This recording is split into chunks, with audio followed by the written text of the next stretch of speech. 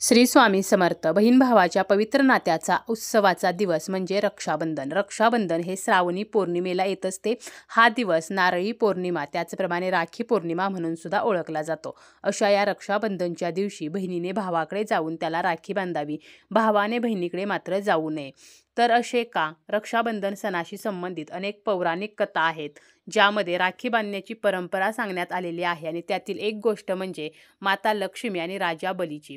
राजा बली हा राक्षस राजा होता. भगवान विष्णूला प्रसन्न करून त्याने अमरत्वाचे वरदान प्राप्त केलं होतं. त्यामुळे सर्व देवी देवता चिंताग्रस्त झाले होते. तिन्ही लोकांची चिंता दूर करण्यासाठी भगवान विष्णूंनी वामन अवतार धारण केलं. त्यानंतर ते राजा बळीकडे भिक्षेच्या रूपामध्ये गेले आणि त्यांना 3 पावले जमीन भिक्षा देण्यास सांगितलं.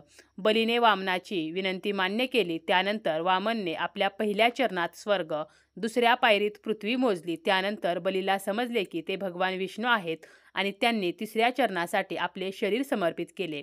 बलीच्या कृतीवर भगवान विष्णू प्रसन्न झाले आणि त्यांनी बलीला पाताळचा राजा घोषित केले. एवढेच नाही तर बलीच्या सांगण्यावरून ते स्वतःसुद्धा पाताळात राहू लागले.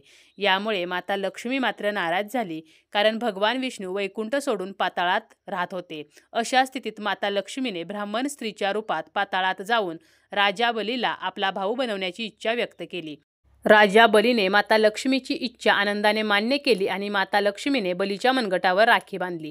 राखी बांधल्यानंतर देवी लक्ष्मीने बलीला तिचा पती भगवान विष्णू परत करण्यास सांगितलं.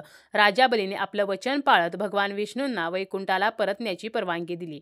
त्या बदल्यात बलीला अमरत्व आणि वैकुंठ लोकामध्ये स्थान प्राप्त झाले. आणि यामुळे भावांनी बहिणीच्या घरी जाऊ नये, तर बहिणींनीच भावाच्या घरी येऊन राखी बांधावी असं मानलं जातं.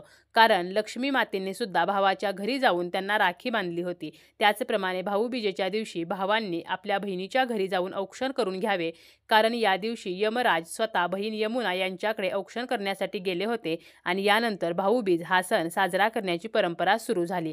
तर अशी ही पौराणिक कथा आहे आणि म्हणूनच भावाने बहिणीच्या घरी रक्षाबंधनच्या दिवशी जाऊ नये असे सांगितले जाते.